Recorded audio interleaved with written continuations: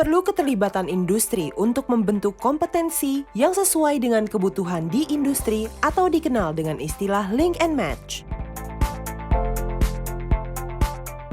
Praktek kerja di industri memberikan kesempatan siswa untuk menyelaraskan skill dan kompetensi sesuai dengan harapan industri. Dalam pelaksanaannya, praktek kerja lapangan atau PKL dan pemagangan perlu dipersiapkan dengan baik untuk mendapatkan target yang diharapkan, yaitu kompetensi yang dibutuhkan oleh industri.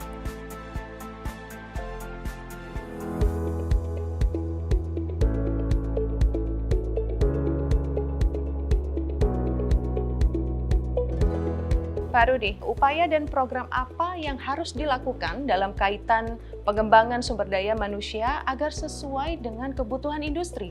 Ya, kita kan tahu bahwa pendidikan dan pelatihan vokasi kita ini masih sangat minim dengan yang namanya in-company training atau pemagangan. Nah, oleh sebab itu, di dalam sistem revitalisasi pendidikan dan pelatihan vokasi, kita ingin mengedepankan yang namanya pemagangan atau praktek kerja itu. Nah, di sisi lain, industri juga harus menyiapkan in-company trainer yang memang itu dibutuhkan untuk bisa memberikan pelatihan-pelatihan di dalam industri atau pemagangan kepada para pesertanya nanti. Nah, in-company trainer ini sangat dibutuhkan karena jumlahnya juga harus kita masifkan sehingga nantinya bisa masuk ke dalam seluruh industri yang ada di Indonesia.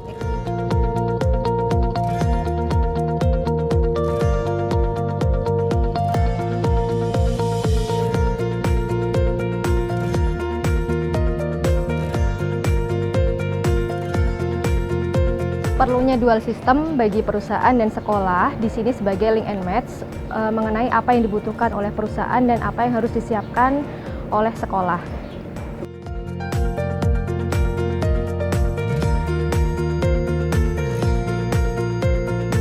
Kita tidak mengajarkan hanya teori di perusahaan saja, tapi kita juga mengajarkan dua hal. Pertama mengenai soft skill. Soft skill itu adalah budaya kerja, di mana di Toyota itu kita banyak sekali budaya-budaya yang harus kita ajarkan kepada teman-teman. Misalnya mengenai kedisiplinan, teamwork, dan seterusnya.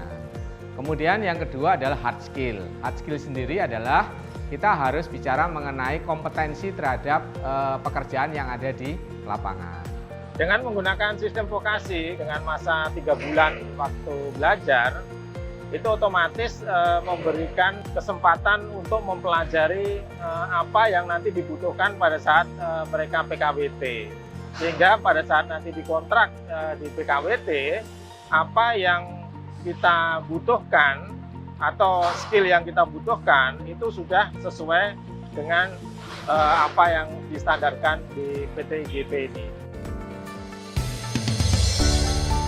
Ibu Iken, Retno Wulan, terima kasih banyak. Kami sudah diperkenankan untuk datang dan ngobrol secara langsung dengan Ibu Iken. Sehat, Ibu? Ya, alhamdulillah sehat. Baik, Ibu Iken, selaku Kepala Pusat Pengembangan Pendidikan Vokasi Industri BPSDMI Kemenperin, saya ingin ngobrol beberapa hal. Di antaranya kalau kita bicara soal vokasi, kita tidak bisa melepaskannya dengan kolaborasi. Betul, Bu ya? Betul. Lalu, apa saja manfaat kerjasama antara pelaku industri atau perusahaan dengan lembaga pendidikan? Ya, manfaat dari kerjasama perusahaan dan lembaga vokasi adalah pemenuhan kebutuhan SDM-nya yang kompeten. Melalui salah satunya melalui SDM-nya, recruiting SDM-nya. Karena jika salah kita merekrut SDM-nya atau sumber daya manusianya, akibatnya sangat fatal dan juga biayanya mahal. Karena dapat menurunkan daya saing perusahaan karena tadi biayanya mahal tersebut. Hard skill-nya memang mudah diukur ya, tetapi kalau soft skill dan budaya kerja itu akan sulit mengukurnya kalau dalam waktu singkat. Dia masuk kerja, kemudian gimana diukur, ternyata nggak cocok gitu ya. Nah, melalui praktek kerja lapangan atau pemagangan ini, perusahaan akan mendapatkan kepastian calon SDM-nya, ya, sumber daya manusianya melalui perekrutan ini, karena dia sudah yakin bahwa dia adalah yang terbaik yang sesuai dengan kebutuhan perusahaan. Jadi match begitu, Ya, Bu ya? betul.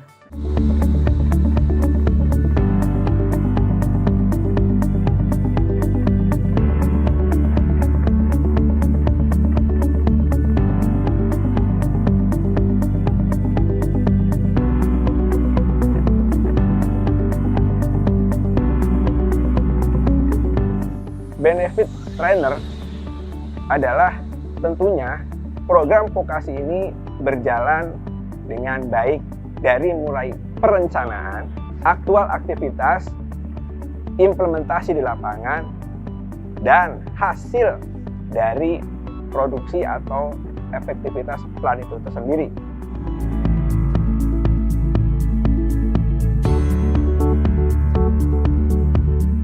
Tentu kita bisa menghemat cost training atau biaya training bisa kita hemat sampai dengan 60% karena ada beberapa biaya dari program pelatihan-pelatihan yang mereka sudah dapatkan ketika mereka vokasi.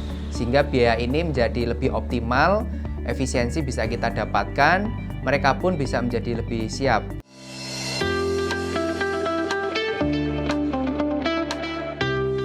Saat ini saya sudah berada di kantor Kamar Dagang dan Industri Indonesia atau Kadin Indonesia. Sudah bersama-sama dengan Pak Antonus Supit selaku Wakil Ketua Umum Bidang Ketenagakerjaan dan juga Hubungan Industrial Kadin Indonesia. Dan juga bersama dengan saya di sini Bapak Alvin Wibawa selaku Direktur Vokasi dari Kadin Indonesia. Terima kasih banyak Bapak-bapak sudah menerima kami dengan baik di sini. Saya ingin ngobrol begitu mengenai in-company training. Pertanyaan pertama saya ingin ajukan kepada Pak Alvin, apa yang harus diperhatikan dalam melaksanakan kerjasama antara industri dan juga lembaga vokasi? Baik, ini suatu hal yang menjadi landasan utama di dalam kerjasama antara industri dan lembaga vokasinya itu sendiri, karena apa yang harus dipelajarin di industri itu harus tertuang di dalam kerjasama tersebut. Nah, bentuk penuangan daripada kerjasama tersebut adalah bisa dilakukan melalui kurikulum yang akan disusun berdasarkan kebutuhan industrinya dan juga disinkronisasi dengan kurikulum yang ada di sekolah. Ini menjadi key utama bagaimana menerapkan atau menuangkan kompetensi-kompetensi apa yang akan dipelajarin atau akan didapat di tempat pelatihan industri, pada tempat pelatihan vokasi di industri. Jadi di Kadin itu akan mendampingi para pelaku usaha, dalam hal ini Dudi, seperti yang kami katakan tadi yaitu pelatih di tempat kerja, karena dia ini bukan cuma kemampuan teknik yang diharapkan, tapi dia juga harus mempunyai kemampuan pedagogi. Cara bagaimana mentransfer pengetahuan itu kepada pemagang. Nah, oleh karena itu sistem vokasi mempersiapkan pengajar di tempat kerja yang khusus didedicated untuk mendidik pemagang-pemagang ini. Dan itu pun ada rasio, tidak bisa satu pengajar tempat kerja mendampingi puluhan orang. Nah, ini yang teori katakanlah sistem seperti ini atau persyaratan seperti ini yang kita sebagai Kadin yang akan memberikan support kepada para penerima pemagang ini, yaitu Dudi.